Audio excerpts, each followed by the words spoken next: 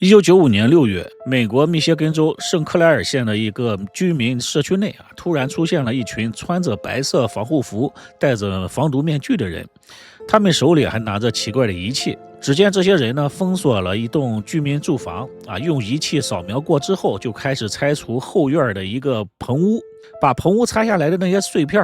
小心翼翼的都塞进了一个个巨大的金属桶里，桶上呢还印着一个醒目的标志，那是危险放射性的标志。这可把周围的邻居吓坏了，纷纷后退。这是什么情况呀？这家人到底干什么了？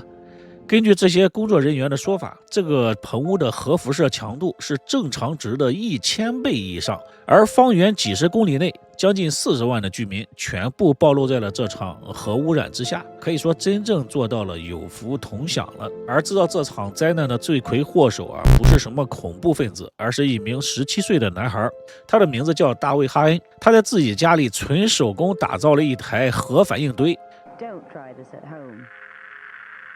那么他那么小的年纪是从哪里搞来的核原料？像他这样的人是该坐牢呢，还是该好好培养呢？接下来呢，我们就来讲述一下他的故事。1976年，大卫出生在密歇根州他的父亲呢是一名工程师，母亲整天酗酒，后来呢因为精神疾病住进了疗养院，之后双方离婚后来呢他的父亲再婚了，大卫呢就跟着父亲和他的继母一起生活。小时候的大卫呢和普通小孩没什么区别每天除了上学就是和小伙伴们玩耍，后来呢还参加了童子军。转折发生在他10岁那年，大卫的继祖父也就是继母的父亲，他是一名标准的理工男。大卫过10岁生日的时候呢，继祖父送了他一份生日礼物，一本名字叫《化学实验宝典》的书。这本书呢，对于60年代的美国孩子来说简直就是打开了新世界的大门的钥匙。但是呢，也因为里面充斥着太多危险的试验，后来被禁止发行了。那么一本书到底有多危险呢？书里不光教孩子如何建立自己的实验室，而且呢还有一些危险但又有趣的试验，从蒸馏酒精到制造氯气，再到合成高爆炸物消化甘油，主打的就是简单易上手。大卫从有了这本书之后呢，就如获至宝，每天待在家里做实验。为此呢，他还自学了很多大学才学的一些化学知识。父亲起初也很支持他，给他买了烧杯、酒精灯等等设备，在家里给他布置了一个小小的实验室。但是很快墙上被炸出了坑坑洼洼，地毯呢也被烧坏了，整个家里被搞得是乌烟瘴气。有一次大卫自己做实验提取出了氯仿书上说呢这种东西能够让人昏迷。大卫呢就很好奇，于是靠近就闻了一小口，结果呢就直接倒地昏迷了。后来呢被他爸带到医院里抢救。还有一次呢，他用螺丝刀猛敲一罐红磷，引发了剧烈的爆炸。父亲当时被吓了一跳冲进地下室，发现儿子满脸是血的躺在地上，将儿子送到医院抢救。结果大卫被抢救过来了，但是因为实验的时候没有戴护目镜，很多玻璃碎片就进入了大卫的眼睛，眼睛差点给弄瞎了。后来呢，大卫还弄出来了硝化甘油，那是一种一不小心就能炸掉手指头的高爆炸物。这些呢都让大卫的父亲和继母每天是提心吊胆，害怕大卫呢一不小心把整个房子给炸了。于是呢，父亲就严厉的禁止大卫在家里做任何的实验，建议他多到户外活动比如参加童子军活动。此时的大卫对科学实验可以说产生了浓厚的兴趣，怎么可能就这样放弃呢？于是呢，大卫把实验室转移到了亲生母亲家的后院，一个破旧的废弃的花棚里面。他的母亲对于这个整天泡在棚屋里的儿子几乎是不闻不问对于他来说呢，只要儿子不惹事儿，随便他怎么捣鼓都行。但是他绝对想不到，有一天他的儿子会在那里手搓了一台核反应堆。大卫呢，当时是童子军的一员，为了获得象征最高荣誉的英级童子军的勋章，他需要拿到21枚公级勋章。他毫不犹豫的就选择了原子能的方向。1991年，15岁的大卫凭借着用一些果汁罐、衣服架还有吸管搭建出了模型反应堆轻松的就拿到了这枚原子能的勋章。也正是这枚小小的勋章，点燃了他心中更疯狂的想法他不满足于模型了，他想造一个真的这个反应堆。他的目标是做出一种名字叫增值反应堆的东西简单的说呢，它就是像一个不仅能够烧油，还能自己产生油的这个汽车一样。如果能够造出来的话，或许呢就能解决人类的能源危机了。但问题是呢，要造出增值反应堆，就需要核原料以及相关的一些知识。一个10几岁的高中生，一个没钱没有背景的孩子，上哪儿去搞这些东西呢？于是呢，大卫给自己编造了一个新的身份，一个尽职尽责，为了给孩子科普和知识四处求教的一个高中物理老师。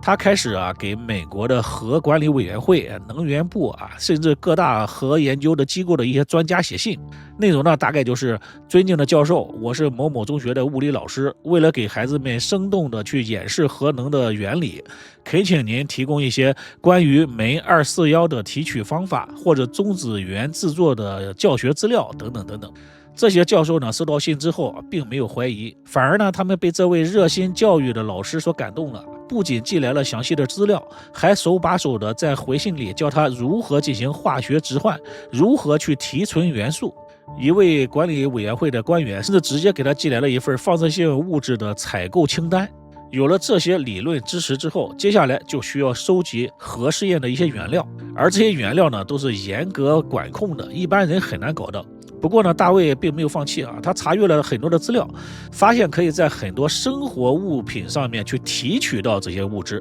他首先想到了烟雾报警器里面含有微量的镁241，于是呢他就写信给探测器的公司，以学校的名义用$1一个的超低价格买了100多个废弃的探测器。回家之后呢，就一个一个的拆开，把里面针尖大小的镁241小心翼翼的焊接在一起。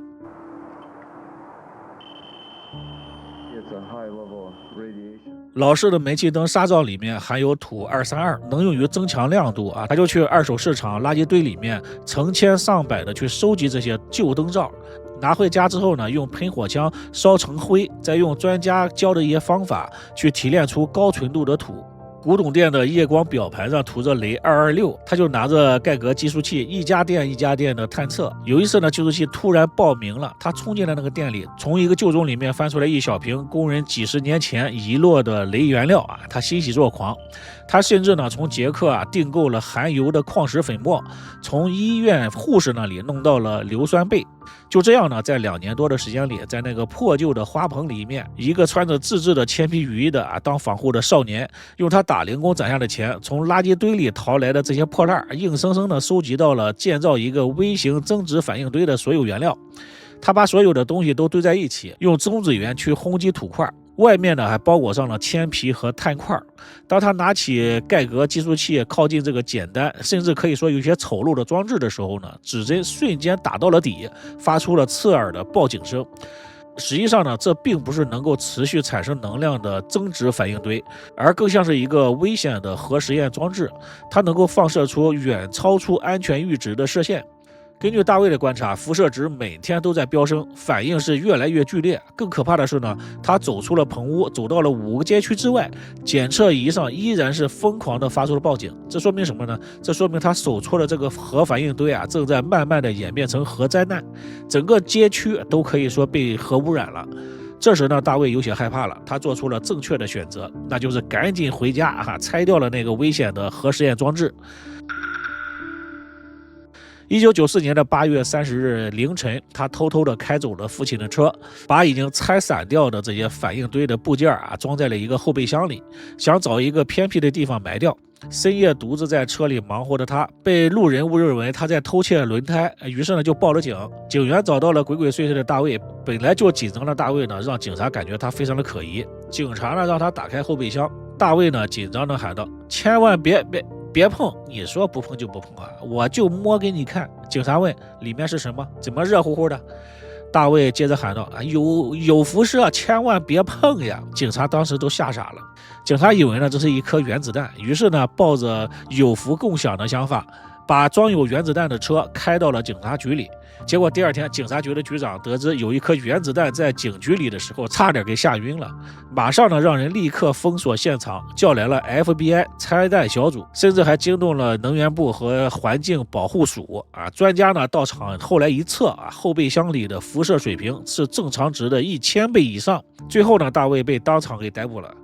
在审讯当中呢，他守口如瓶，只字不提那个已经被严重污染的棚屋。直到几个月之后，在一次交谈当中呢，他为了炫耀自己手搓反应堆的这个事情无意中提到了那个棚屋做实验室。